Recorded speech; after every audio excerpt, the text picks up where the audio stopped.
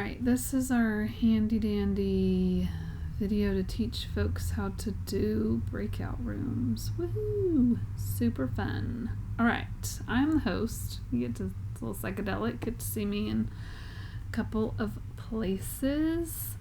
But here's what I'm gonna show you. Down here at the bottom, if you don't see breakout rooms show up for you, there should be like the 3 little dots or whatever. Click there. You're going to click on breakout rooms. One thing that the fabulous Ruth Boardman Alexander taught me was to create more rooms than you think you'll need, just in case you need them. You can add them later, but I would just go ahead. I'm gonna do like 5 now, but I think on any given Sunday I do like 10 or 12 or something, just in case I need them. And the important part here is that you're gonna click on manually, instead of having it automatically select people. Okay, once you've done that, you click Create Breakout Rooms. It's going to show you all of your rooms.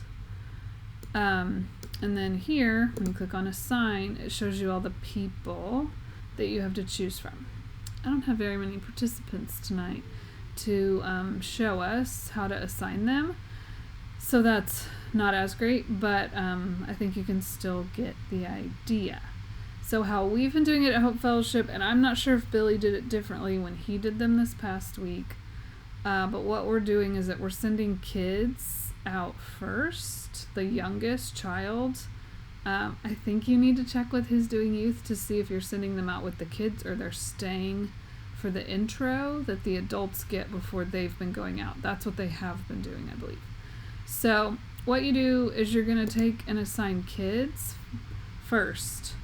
And what I think it is helpful to rename this room so I don't forget where the kids are, because what we're going to do, we still see that we've got other people to assign, our adult, and there normally would be a whole long list of folks here. And that's when it's really helpful that folks give a youth, adult, child, well, not adult, but we've been having people label them child or youth. And then what you do, so you don't assign the adults and everybody else yet. This is what I think maybe Billy did differently, and you'd have to ask him how it worked. But I do not assign anybody else before I open the rooms. And then that's going to send the kids the invitation. My child is not here to accept their invitation, but they should accept it and they'll go and join.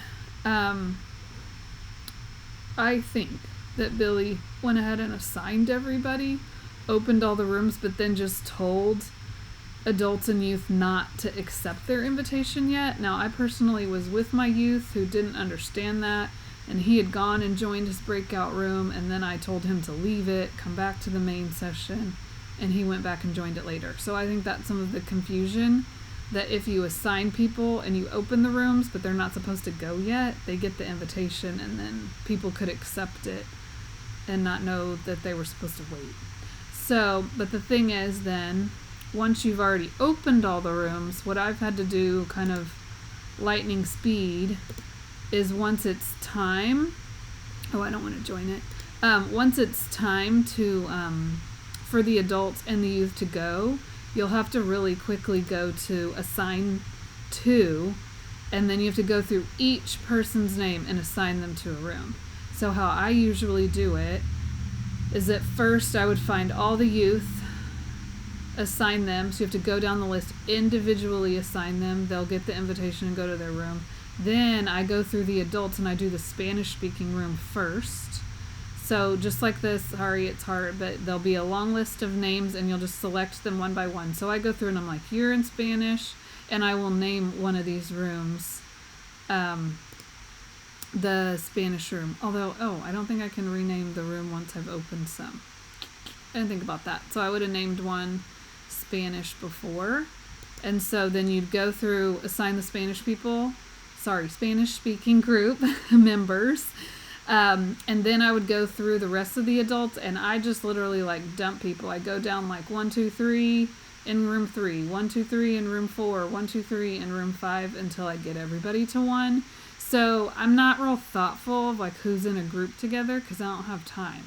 when I'm just like in the moment having to like dump people into groups. So once you do that, then everybody, here I will assign them to group 2.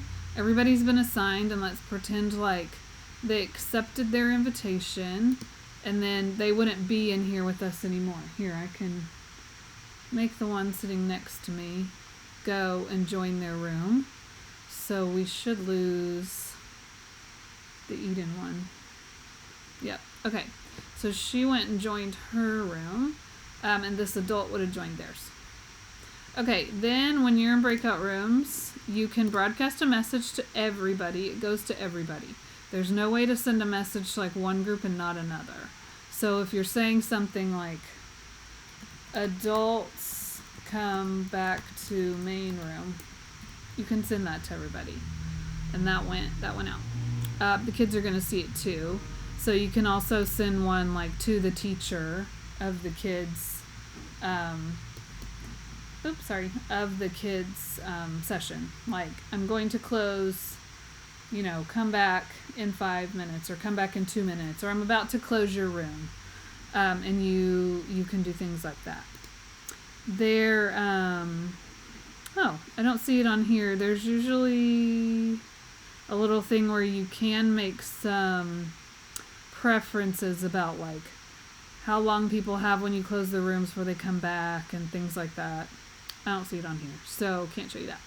But then when you're done, you close all the rooms. It defaults to giving them 60 seconds unless you've given them more. It will send everybody back to the main room. So I think that's the gist of things that I usually do to make breakout rooms work for worship.